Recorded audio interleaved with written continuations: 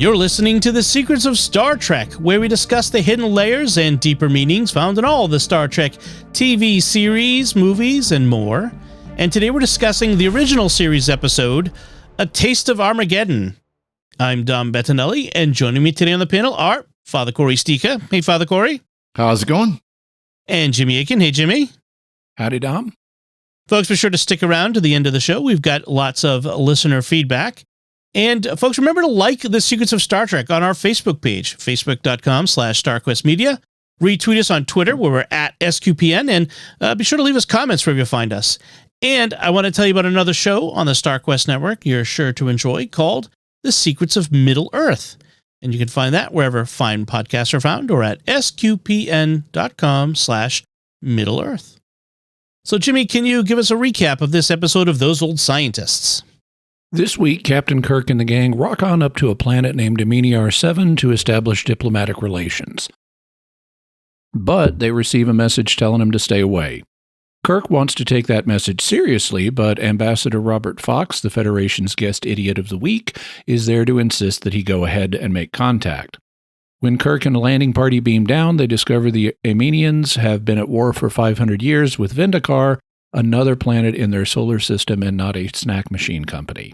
But the war is fought purely by computers that launch simulated attacks, and those designated casualties have 24 hours to report to suicide chambers.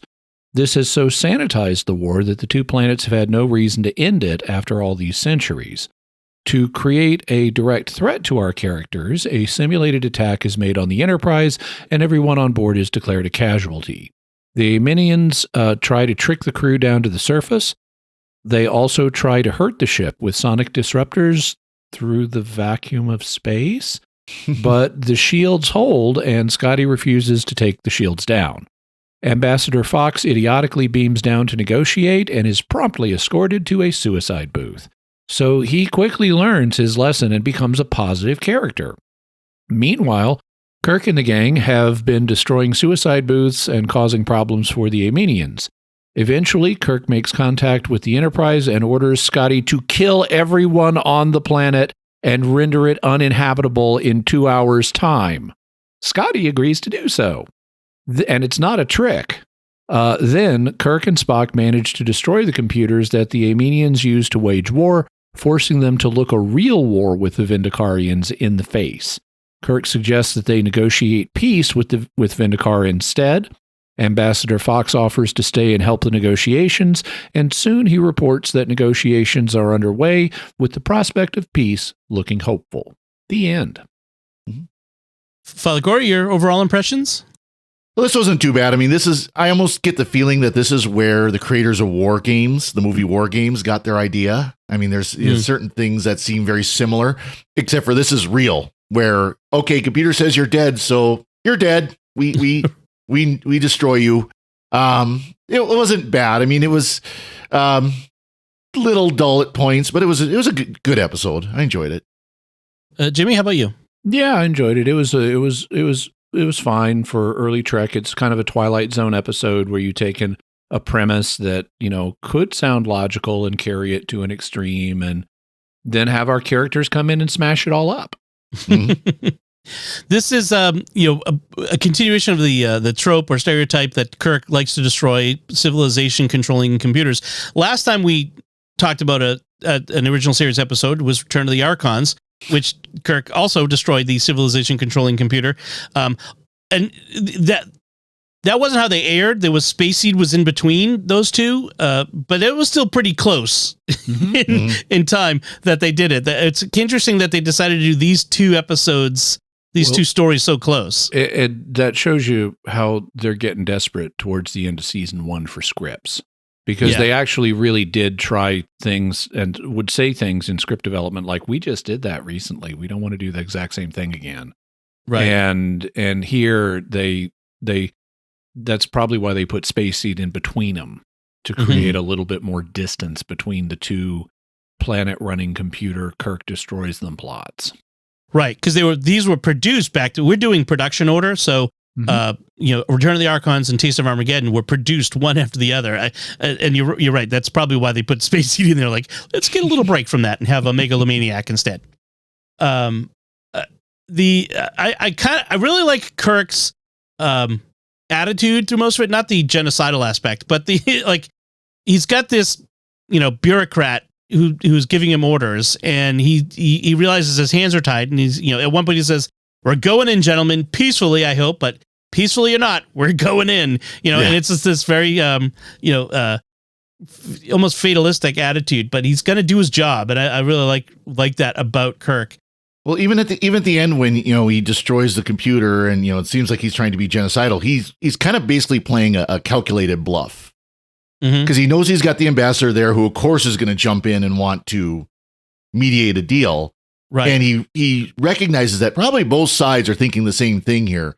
If we actually have to go to real war, neither of us want it. Right. So he's kind of playing a calculated bluff there. And of course, it pays off at the end. Just an odd observation. The actor who plays Ambassador Fox has the baggiest eyes I've ever seen on a human being.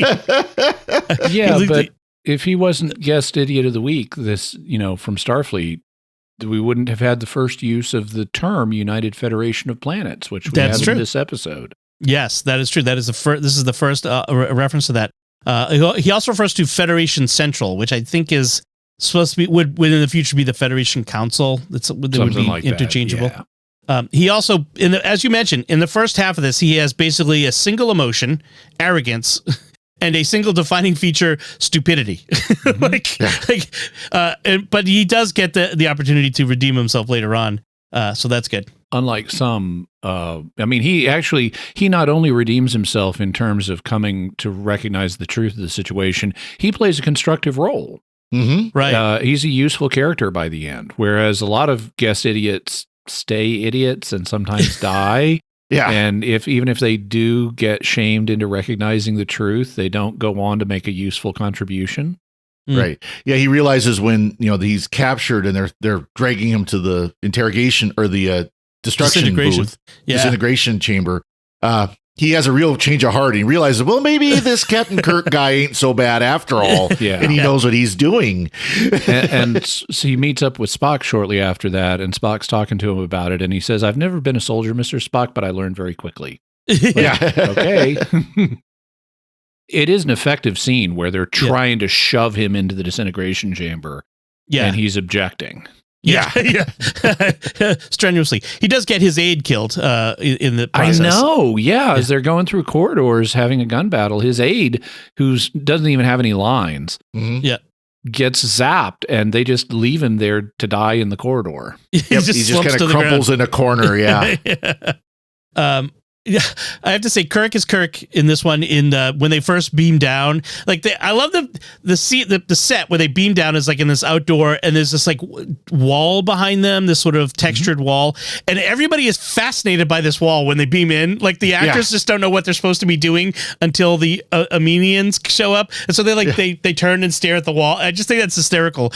But then Kirk turns and sees Mia, the female guest character, walk up, and Shatner's expression here is great. He just kind of does, you could hear in your head, hubba hubba. It's like a total Kirk going on there. I thought it was hysterical. I would have missed that when I was a kid, but watching it now, that is pretty funny.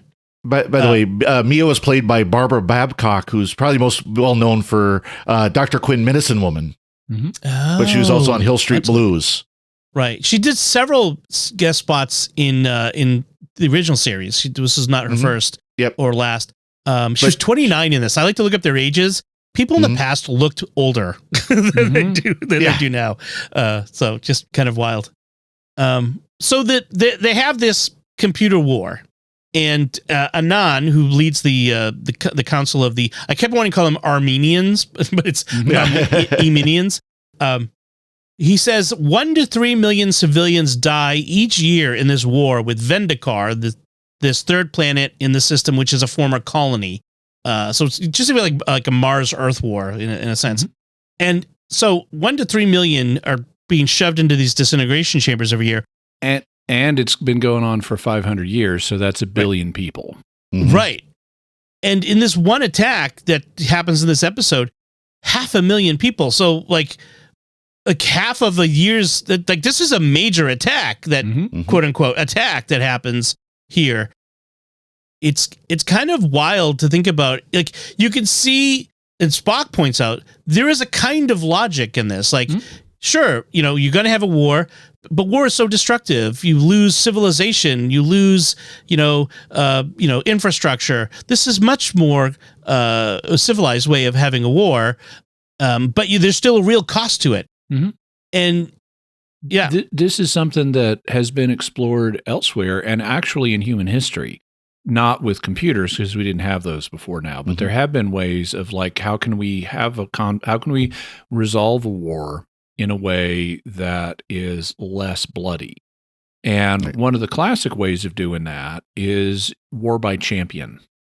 And this has been done in science fiction. For example, there's a television movie from the early to mid 1970s called The Love War, where you have two alien races are fighting, and they each have like chosen a champion to come down to Earth and fight on their behalf.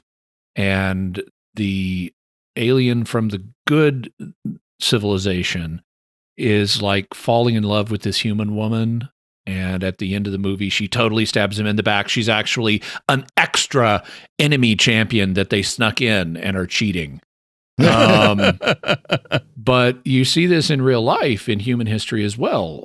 That's what's going on in the David and Goliath situation. Yes. You've got the Israelites and the Philistines, and they're like, do we really need to kill everybody? Let's just both send a champion, and whoever's champion wins becomes the winner of the war, and the others have to serve us, whoever's champion loses.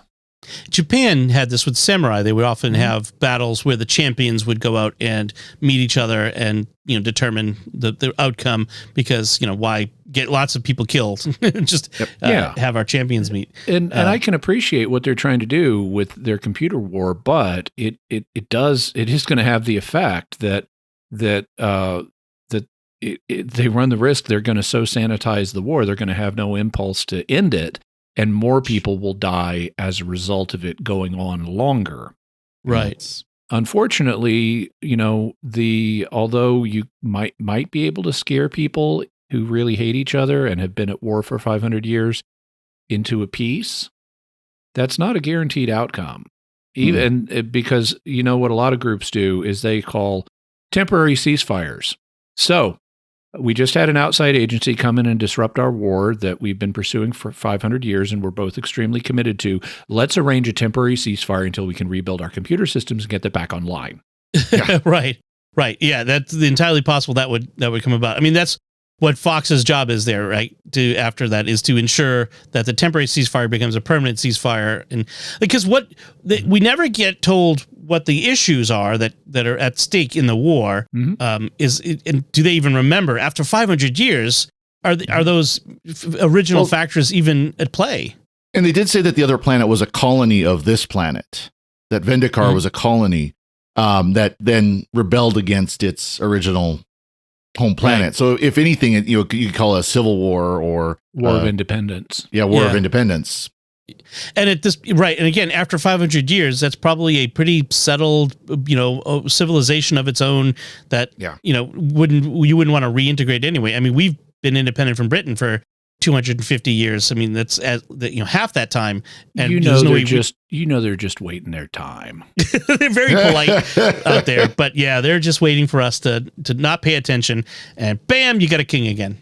But it is interesting. I don't know. Depending on some of the politicians, I'd almost rather have a king again. But I'm not trying. We're not going to get into that one. But wait till you see the British politicians. I know. I'm not sure I prefer the British ones. But it's an interesting aspect where they value the civilization itself, the buildings, the infrastructure, but also the art and culture more than individual life. And that's a very it's very foreign to our way of thinking here, like in the Judeo-Christian Western way of thinking. Yeah. Also, think about the level of transparency that would be involved in fighting a war of this nature, where they have to they'd have to give people, exact population counts and identity marker numbers for everybody.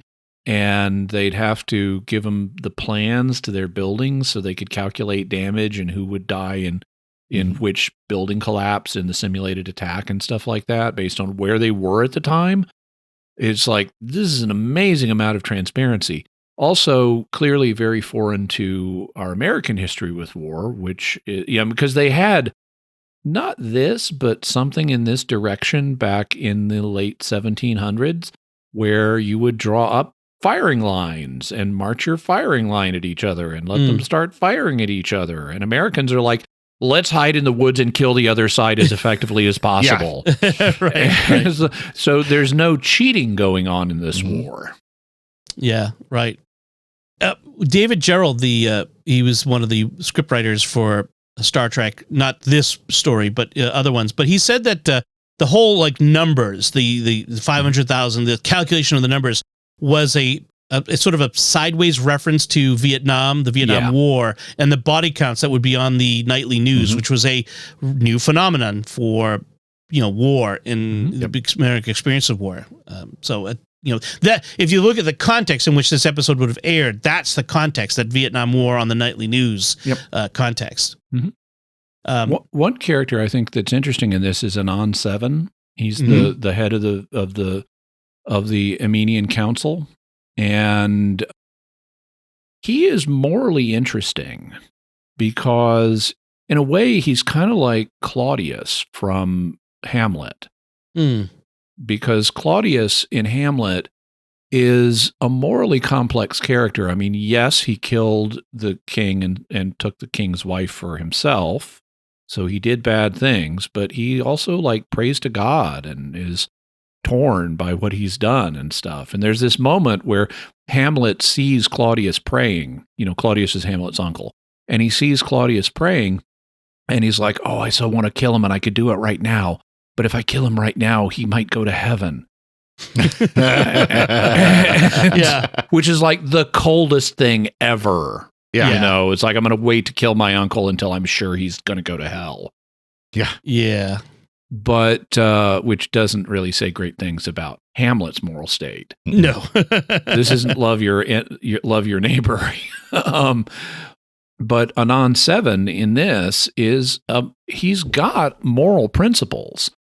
He's committed to this war system as a way of avoiding what in his mind is even worse. And he accuses Kirk of being a monster. I mean, that's the word he uses. He says, you're a monster because you're putting your 500 people or 400 people up on your ship against the populations of 2 planets. And he's even said he's going to exterminate one of those planetary populations for the sake of his 400 people. That's monstrous. And he's right. It is monstrous. But he also, earlier on, is debating, after he's got Kirk and the gang, who are not fatalities. The landing party is not declared dead. They're just hostages. But after he's taken them hostage, he's going to phone the Enterprise and talk to them. And he's having this debate with himself about what should I do? Should I just be straightforwardly honest, or would being deceptive save more lives in the end? And he's having these moral calculations. Right. I find it very interesting, even though he's on the wrong side of things. I like the fact that Anon 7 is a morally complex character who's sincerely trying to wrestle. Now, he always makes the wrong decision. Yeah. Yes. But at least he's trying to reason his way through these moral questions. Yeah. He does say to Kirk that you refer to it. You're we're a killer first, a builder second, a hunter, a warrior, and let's be honest, a murderer. He's talking about human nature. That is our joint heritage, is it not? And it's interesting. He thinks that this is humanity at its core. We're killers, and that's the premise for the need for this neat and murderous war machine. Because otherwise, it'll be worse if we don't do it the clean way. Right. Man is essentially evil, and that's wrong. I mean, man is not essentially evil. We are broken. Well, his broken nature. His species might be. I don't know. Right. They're not human. Yeah, right. The Star Trek and thing. the response about that we're all killers. I love that. Was it from Kirk where we're killers, but we're not going to kill today? Yeah, making that choice. Right. Later on, after Kirk destroys the computers, he says, you're a monster. And he says, and Kirk says, I'm a barbarian. You said so yourself. I love the smirk he gives. He gives a little smirk. I'm a barbarian. That was really good. But he's forcing him to face the horrors of war. You've had your hands clean of war, of the real cost of war. I mean, you experienced some cost of it. Everyone has lost someone they love, and that sort of thing. Yeah, Anon 7 lost his wife in the last attack. Yep. Yes, right. And his aide, Mia, is about to be, disintegrated. So they are experiencing a cost, but it's too neat. It's too rational. And the fact they're using disintegration chambers, so there's not even the ashes to clean up or anything like that. There's nothing left. No bodies to bury, no buildings, rubble of buildings, nothing. And that's. And I did like that line, Father Cory. All it takes is to say we're not going to kill today, and there's a Christian analog to that. We're not going to sin today. War is not inevitable. Sin is not inevitable. It's just one day at a time, like the 12 steps. Don't kill today. Don't sin today. Don't go to war today. Tomorrow will take care of itself. But today, focus on the morality of today. No. There is one character I like that actually got a shine in the sun, and that's Scotty. I was just going to bring Scotty up. Go ahead. Yeah, that's awesome. Scotty got to take command and got to basically tell the ambassador to go pound sand in his many words. There's a story, actually. Scotty's, I don't know if you saw this, but Scotty's refusal to lower the shield against the orders is based on an actual story from James Doohan's military service. Yep. So he was a lieutenant in the Royal Canadian Artillery, which his unit at one point was the 1701st Artillery Battalion, 1701, which is really funny. He was threatened with court-martial for saying, "No, sir, I will not," to a visiting colonel when he realized a training exercise order would entail blowing the heads off some of his own men. Fortunately, his immediate superiors backed him up, and like Scotty, he was eventually promoted to captain. But at the time, it was like he was being ordered, and he's like, "Sir, if I follow this order, people are going to die." "No, they aren't. You do it." And he refused. So, kind of funny analog here in the James Doohan's real life. I did like his phrase though when he's talking after the ambassador goes storming off. "Well, I'm going to do this anyways. Well, the Haggis is in the fire now." That was a good line. Good Scotty line. So in addition to giving us the name United Federation of Planets for the first time, there's also some other world building that goes on in this episode of a technological nature. Scotty at one point, so the Armenians start shooting at the Enterprise. And this is I don't know why DeForest Research didn't make them fix this. Maybe they tried and the producers just wouldn't. But they say that they're under attack from extremely powerful sonic vibrations, 18 to the 12th power. Well, who uses a base 18 system? But setting that aside, how do sonic vibrations go through the vacuum of space? This thing's in orbit. Even if it's not in a total vacuum, they're not going to carry through the highly rarefied atmosphere. Yep. But setting that aside, they're talking on the bridge, they're talking about what they can do in response. And they say, well, we can't use full phasers through the screens. So So at least in this episode, you can use partial phaser power through screens, but not full phaser power, which actually would make sense. At least in principle, if the shields, as we have been told as of the last Enterprise episode we reviewed, is a stable electromagnetic field.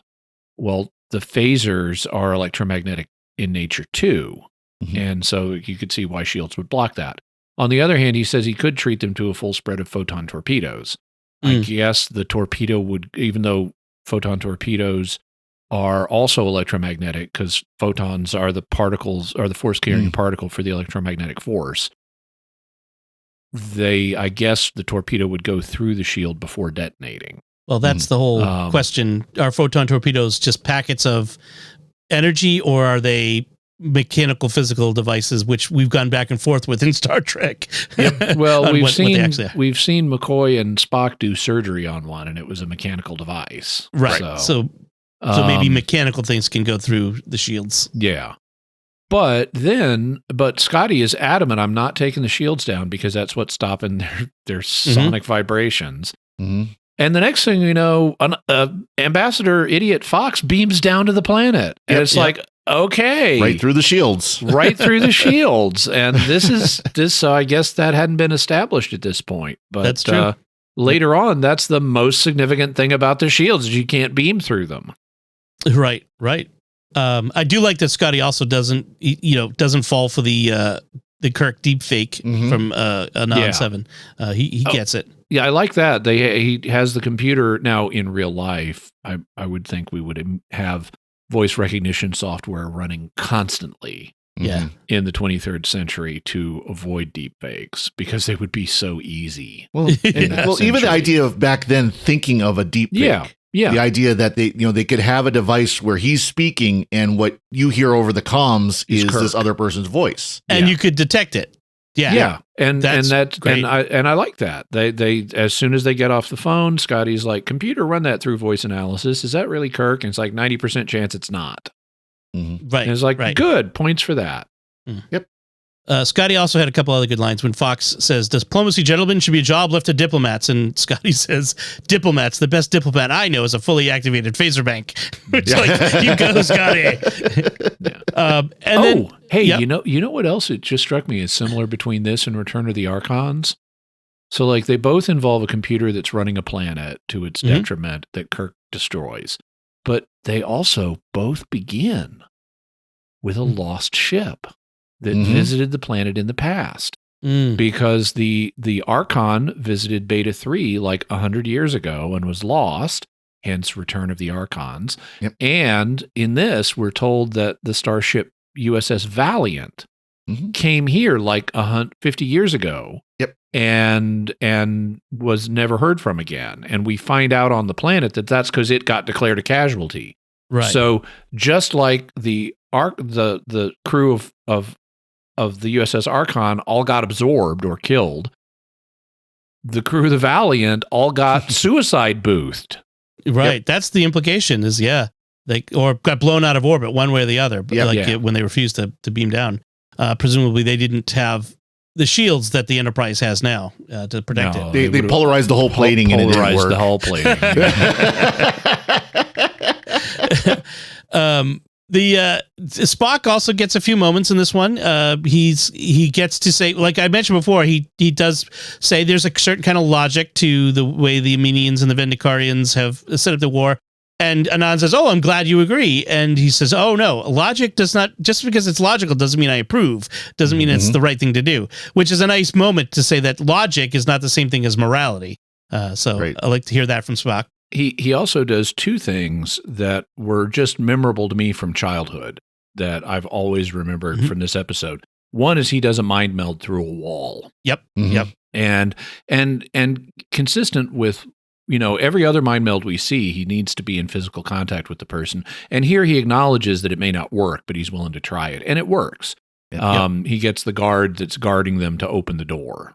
The other thing that he does, that it's just a line, but they walk up to a suicide booth, and Spock needs to distract one of the guards, and he reaches for the guy's shoulder and says, "Sir, there is a multi-legged creature crawling on your shoulder." And then he nerve pinches him. Yep. Yeah, that was going to be my last line as we departed, because I love that line. Yeah, that's a great line. That's a good line.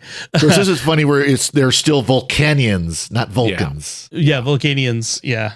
Spock does the telepathy through a wall thing to get them out of a jail cell several times in the original series. Did he did that on with Roger Corby's planet? No, it was someplace else. But another, he does this a couple times in the series. It's a thing that they establish. This is the one I remember. I don't remember others. Yeah, at least this off the isn't top like of my head. Yeah, and this isn't like a full mind meld. This is more of just mind influence. Right. Like there's one where he makes somebody think they hear a sound or something like that. I don't remember exactly what it is, but that's just my recollection. Really, Vulcans are Jedi. That's all it means. That's what it is. Father Cory, any other notes on this one? Nothing here. I enjoyed it. Yep. Same here. Jimmy, how about you? Oh, I'm just looking down my list, seeing if there's anything else. There's another thing that Spock does that I like. At one point, so they've gotten a bunch of Eminiar uniforms so they can impersonate like police now. Mm-hmm. And they're all heading out of the room, except they've got Maya 3, the Anon 7's assistant, who's they've captured. They saved her from a suicide booth, and she's not particularly grateful. But they've got her in the room where they were holding them. They're back in this room on the principle that, well, they won't look for us in the place we escaped from. It's like, that's not how prison works. But anyway, they're all heading out to go cause mischief, but they need someone to stay and watch Maya 3 so that she won't just turn them in the minute they've gone on, and they can't take her with them because she could disrupt their activities. So they need someone to stay and hold her prisoner. And so Spock assigns Yeoman Tamura the job to do this. And he tells Yeoman Tamura that she can knock down or sit on Maya 3 if she needs to. And this is a life or death situation, so she's also authorized to kill Maya 3. And Yeoman Tamura is like, yes, Mr. Spock. Yep, she's an officer. She's a soldier. The main thing, though, that I think that we haven't really commented on much, but that I think deserves a little more comment, is the abominability of General Order 24. Right. Yeah. I mean, really, Kirk can authorize the complete destruction of life on a planet? I mean, all of it? Because he says we're going to destroy the entire habitable surface of the planet. So that's all the living things on it. And he has the authority to do that without consulting his superiors? And these are the people who have the prime directive? That is crazy. But was it a bluff? I mean, it doesn't say one way or the other. Oh, no, it does. It does. Scotty reports 15 minutes later, I'm all ready to pull the trigger. And now they never say afterwards this was a ruse. So we have to take, unless we get to just headcanon everything we see as a ruse, we've got to take this seriously. The bluff here wasn't the general order itself. It was that Kirk was bluffing that he would be able to rescind it. His bluff was that they will come to the table and he'll have the opportunity to rescind it. Because you look at that last scene where he's calling Scotty, rescind this order. Yeah. And he's got the look, he almost collapses a relief type look. I guess the same order is used again in the Whom Gods Destroy episode as well. It's issued there as a threat. Yeah, and it's just, this is a monstrous order. I mean, they clearly had not thought out the Federation's ideology at this point, because I can't imagine people who have, just like the Prime Directive is not fully formed at this stage. I can't imagine the people who have the Prime Directive as their, Prime Directive also having, any captain of a ship can authorize the complete annihilation of life on a planet.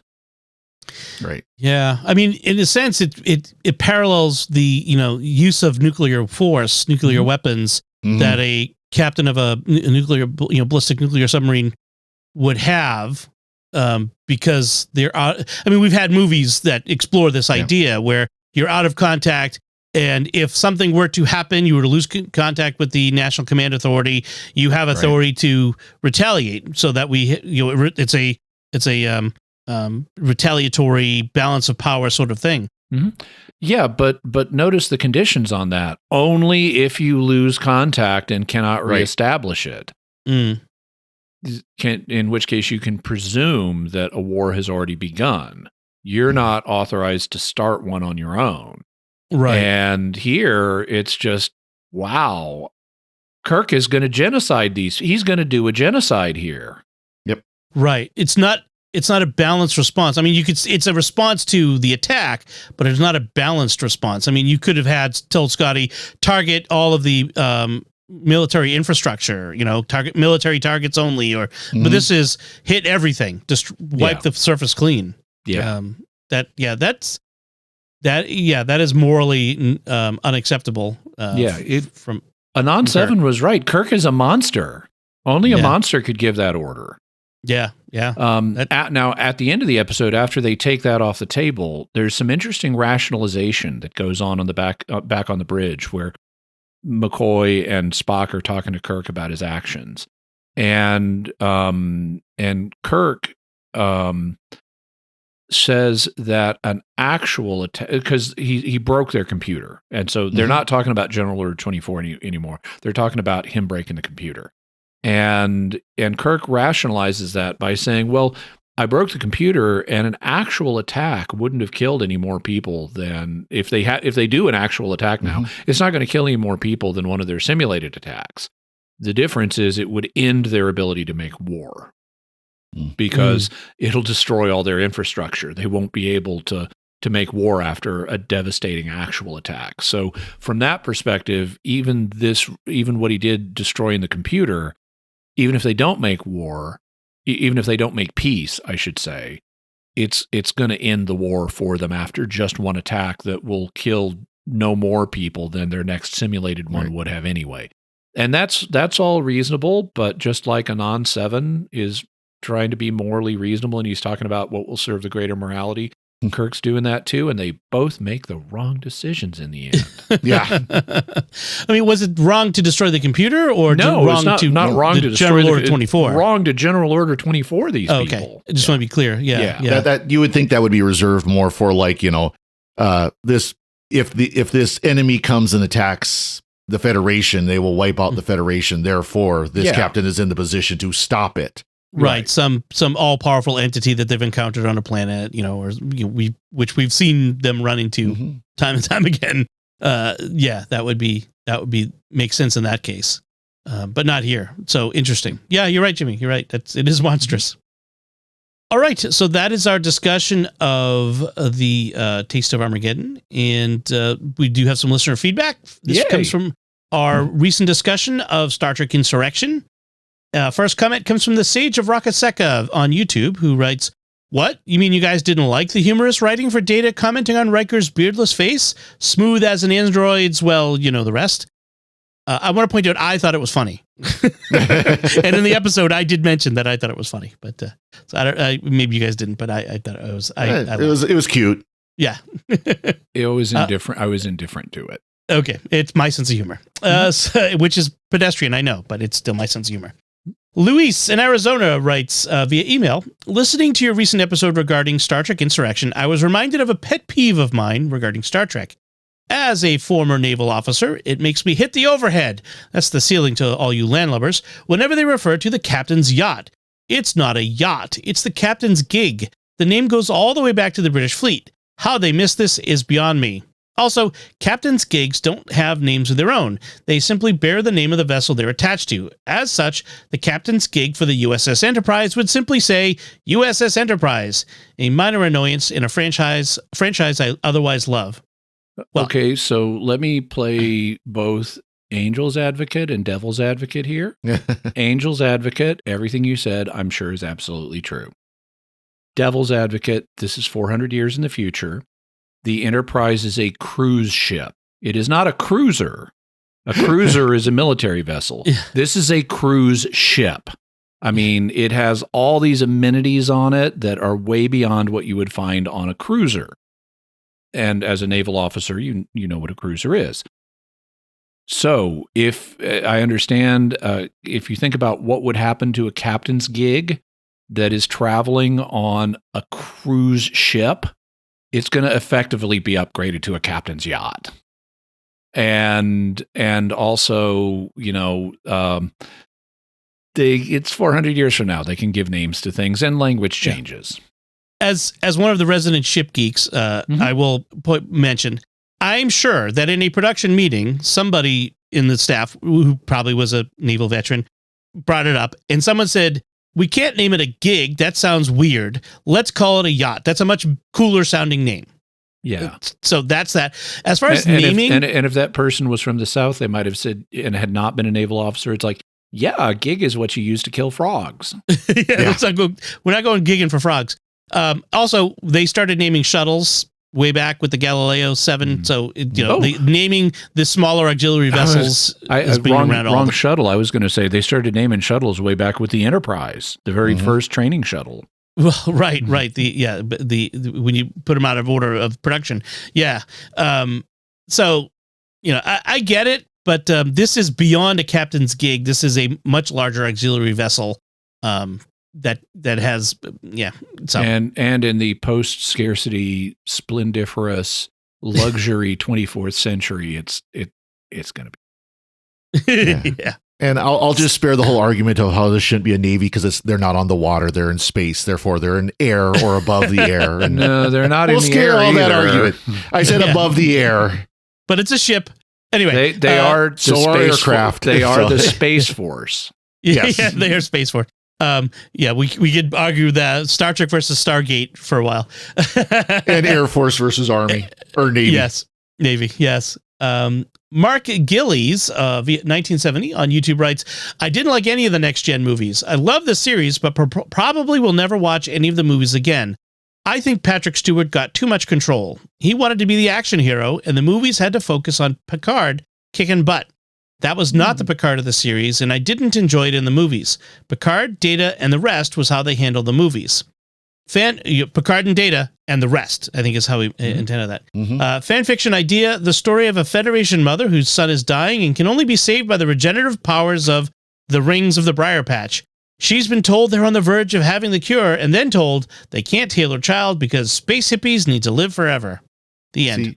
Okay. This just shows the problem with a post-capitalist society. See, a good capitalist society would set up, things like resorts and spas on this planet and invite the mother and the child to come to the planet and receive the benefit of the rings. Yeah, capitalism promotes the common good by leveraging self-interest into everybody's benefit. So they have no incentive in a post-capitalist society to set up resorts for people who need to come and get healed by your fancy rings. When there is a scarcity of resources. I mean, you've got a whole planet. You let the resort be on the other side of the planet from the hippies.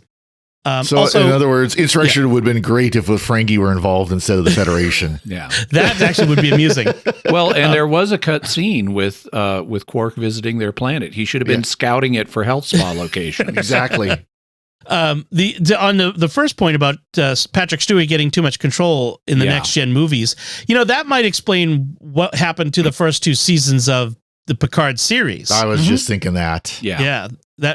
This is the problem once you get out of the main series is you got to renegotiate contracts, and the actors who got big in the original run of the series are going to bend things to their will in negotiating going forward, or they're just going to say, I'm not showing up for this. Right. And that applies to all of the actors, but it especially applies to the ones who got the biggest, like Patrick Stewart. And Shatner. And then our next comment comes from Bo Beckwith on YouTube. He says, I'd much rather watch you guys talk about this movie than watch it again. Another great show, guys. Thank you, Bo. Oh, thank you. And then this next comment there was a comment both on our episode 293 and episode 113. So our discussions of insurrection, but also Star Trek V, The Final Frontier. E-Rock 5B commented, honestly, several odd-numbered Star Trek movies are my favorites. Star Trek V is my favorite Trek film, period. I also really enjoy Star Trek 3. This one, 5, is my favorite Trek movie and has been ever since I was a kid. My dad passed away several years ago, but we watched Star Trek together all the time when I was a kid.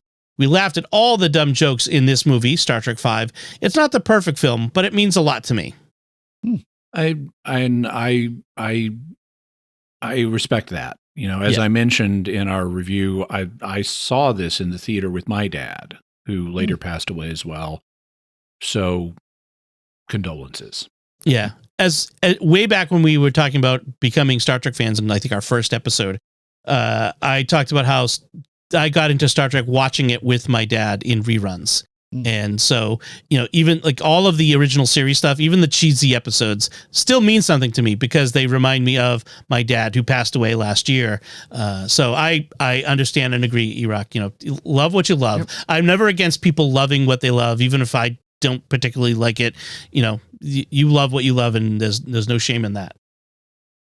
Excellent. Thank you, everyone, for your feedback. We'd like to take a moment now to thank our patrons who make it possible for us to create the Secrets of Star Trek, including Victoria K., James M., Jimmy T., Anthony K., and David R. Their generous donations at sqpn.com/give make it possible for us to continue the Secrets of Star Trek and all the shows at StarQuest. And you can join them by visiting sqpn.com/give. And we'd also like to thank Victor Lambs, who edited this episode. So that's it from us this time. What did you think of A Taste of Armageddon?